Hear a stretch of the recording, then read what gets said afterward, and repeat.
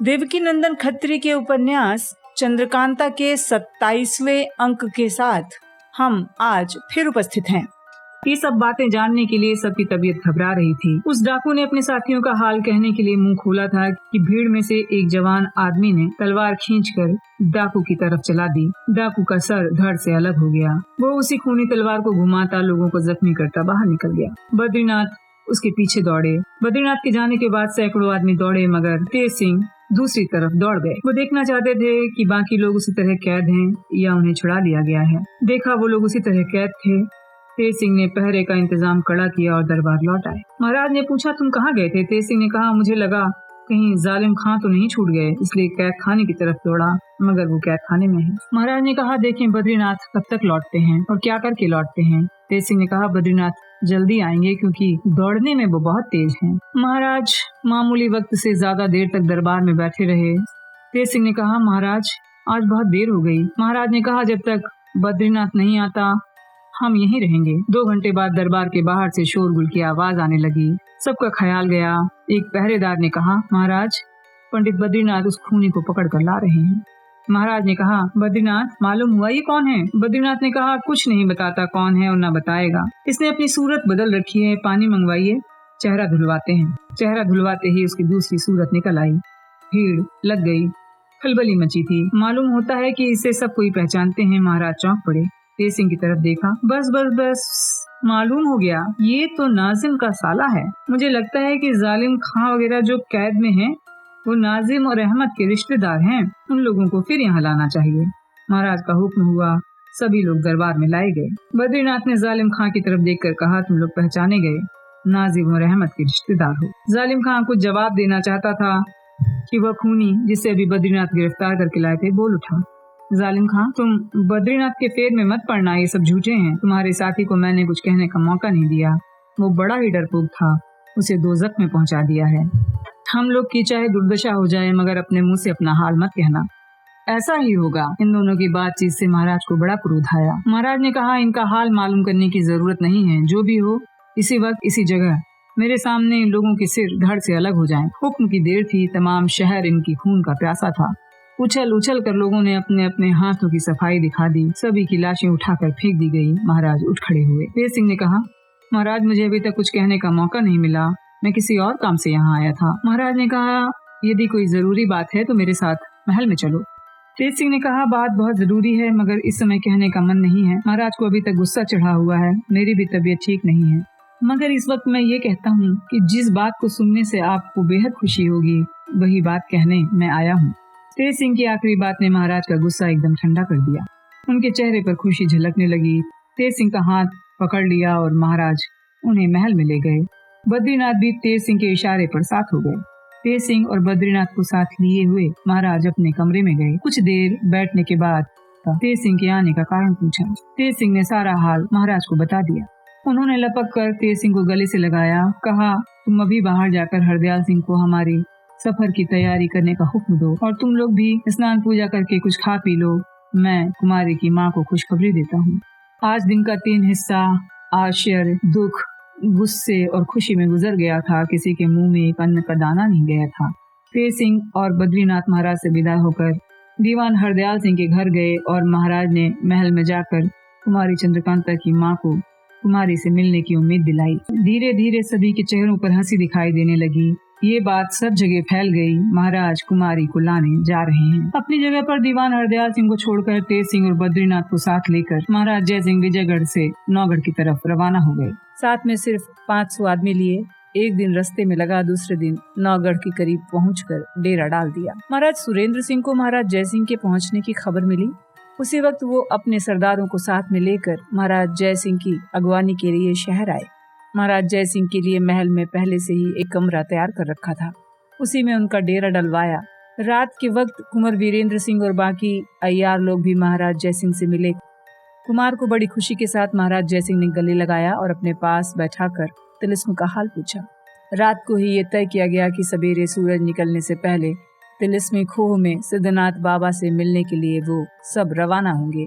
उसी मुताबिक दूसरे दिन तारों की रोशनी रहते ही महाराज जय सिंह, राजा सुरेंद्र सिंह, कुंवर वीरेंद्र सिंह, तेज सिंह, देवी सिंह पंडित बद्रीनाथ, पन्नालाल, राम नारायण और चुन्नीलाल वगैरह 1000 आदमी की भीड़ लेकर तिलस्मी तहखाने की तरफ रवाना हो गए। तहखाना बहुत दूर न था। सूरज निकलते ही वो उस खोह तक पहुंच गए। कुंवर वीरेंद्र सिंह ने महाराज जय सिंह और सुरेंद्र सिंह से हाथ जोड़कर अर्ज किया, जिस वक्त सिद्धनाथ ने मुझे आप लोगों को लाने के लिए भेजा था, उस वक्त ये कहा था कि जब वे लोग इस खोह के पास पहुंच जाएं, तो पहले मुझे अकेले जाकर उनसे मिलना होगा।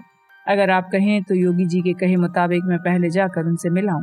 महाराज जय सिंह और सुरेंद्र सिंह ने कहा, योगी जी की बात जरूर माननी चाहिए।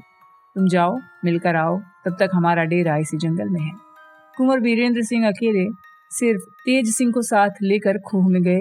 बाग के अंदर पैर रखते ही सिद्धनाथ योगी से मुलाकात हो गई, जो दरवाजे के पास पहले ही खड़े कुछ सोच रहे थे।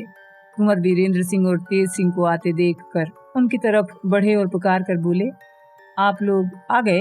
पहले दोनों ने दूर से प्रणाम किया और पास पहुंचकर उनकी बात का जवाब दिया। आपके हुक्म के मुताबिक महाराज जय सिंह अपने पिता को खोह में छोड़कर आपसे मिलने आया हूँ। सिद्धनाथ ने कहा, बहुत अच्छा किया जो उन लोगों को ले आए। आज आप कुमारी से जरूर मिलोगे। सिद्धनाथ ने कहा, विजयगढ़ और नौगढ़ में किसी तरह का कोई उत्पात तो नहीं हुआ?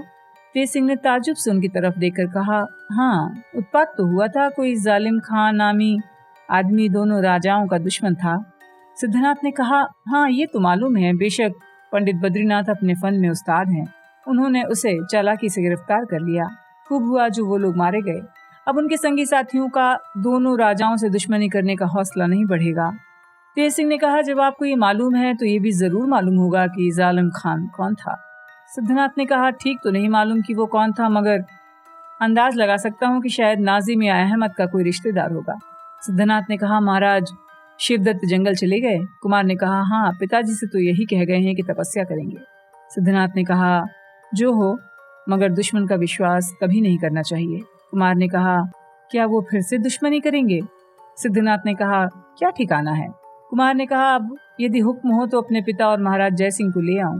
सिद्धनाथ ने कहा, हाँ, लेकिन पहले ये सुन लो कि तुम लोगों को पहले क्यों बुलाया है। कुमार ने कहा, कहिए।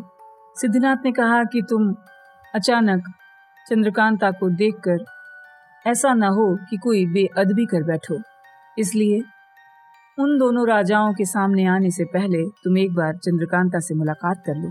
आओ, हमारे साथ चलो। मुद्दत बाद सिद्धनाथ बाबा की कृपा से आज कुमारी चंद्रकांता से मुलाकात होगी, जिसके लिए वो दिन रात परेशान थे।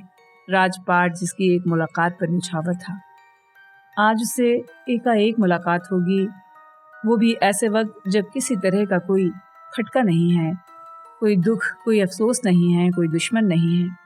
ऐसे वक्त में कुमार की खुशी का क्या कहना था। कलेजा उछलने लगा। थोड़ी दूर कमरे की तरफ गए होंगे कि एक दासी फूल तोड़ती हुई नजर आई, जिसे बुलाकर सिद्धनाथ ने कहा, तुम अभी चंद्रकांता के पास जाकर कहो कि कुंवर वीरेंद्र सिंह आ रहे हैं। तुम अपनी सखियों के साथ जाकर कमरे में बैठो। ये सुनते ही दासी दौड़ती हुई एक तरफ चली गई और सिद्धनाथ कुमार और तेज सिंह को साथ लेकर बाग में इधर उधर घूमने लगे। कुंवर वीरेंद्र सिंह और तेज सिंह दोनों अपनी अपनी फिक्र में लग गए। घूम फिर कर इन दोनों को साथ लिए हुए सिद्धनाथ योगी उस कमरे में पहुंचे जिसमें कुमारी चंद्रकांता की तस्वीर का दरबार था। वहां पर सिद्धनाथ ने कुमार की तरफ देखकर कहा, जाओ, इस कमरे में कुमारी चंद्रकांता और उनकी सखियों से मुलाकात करो, तब तक मैं दूसरा काम कर लेता हूँ। कुंवर वीरेंद्र सिंह उस कमरे में गए। दूर से कुमारी को देखा, चपला और चंपा के साथ खड़े दरवाजे की तरफ देखकर टकटकी लगाए हुए थी। देखते ही कुंवर वीरेंद्र सिंह कुमारी की तरफ झपटे। तेज सिंह और चपला की आपस में टकटकी बंध गई। कुंवर वीरेंद्र सिंह और चंद्रकांता एक दूसरे की तरफ देखने लगे। मुंह से किसी की बात नहीं निकलती थी। कौन क्या पूछे, क्या शिकायत करे, किस जगह से बात उठाए, दोनों के दिल में यही सोच था। पेट से बात निकलती मगर गले में आकर रुक जाती। बातों की भरावट से गला फूल गया था। दोनों की आंखें डबडबा आईं। आंसू की बूंदें बाहर गिरने लगी। घंटों बीत गए। कहाँ हैं, क्या कर रहे हैं, सामने कौन है, इस बात तक का किसी को ख्याल नहीं था। कुंवर वीरेंद्र सिंह और कुमारी चंद्रकांता के दिल का अगर हाल मालूम है तो तेज सिंह और चपला को, दूसरा कोई नहीं जान सकता था। उनकी मोहब्बत का अंदाजा किसी को नहीं था। हाँ, चंपा इन लोगों का हद दर्जे तक पहुंचा हुआ प्रेम देखकर घबरा गई। इन लोगों की हालत को संभालने के लिए उसने एक तरकीब सोची। कुमारी का हाथ पकड़कर चंपा बोली, कुमारी, तुम तो कहती थी कि कुमार जिस दिन मिलेंगे उस दिन पूछूंगी वन कन्या किसका नाम है, कौन है वो, उससे क्या वादा किया है। क्या वो सब बातें भूल गई? अब इनसे कुछ नहीं कहोगी? चंपा की बात ने दोनों को चौंका दिया। जो मिलजुल कर एक हो रही थी हिलडुल कर नीचे की तरफ हो गईं और सिर नीचा किए हुए दोनों कुछ बोलने लगे। जाने क्या बोलते थे, क्या समझते थे, ये वही जानते थे। न तो कुमारी चंद्रकांता को कुमार से शिकायत करते बनी और न ही कुमार उसकी तकलीफ पूछ सके। वे दोनों पहर भर आमने सामने बैठे रहते तो शायद जबान खुलती, मगर 2 घंटे बाद सिद्धनाथ योगी ने दोनों को अलग किया। दासी ने बाहर आकर कहा, कुमार, आपको सिद्धनाथ बाबा ने जल्द बुलाया है, देर मत कीजिए। कुमार की मजाल न थी कि सिद्धनाथ की बात टाल देते। घबरा कर उसी वक्त चलने को तैयार हो गए। कुमारी चंद्रकांता को उसी तरह छोड़कर कुमार उठ खड़े हुए। कुमारी से कुछ कहना चाहते थे कि दूसरी दासी ने आकर जल्दी मचा दी। आखिर कुंवर वीरेंद्र सिंह और तेज सिंह कमरे से बाहर निकल आए।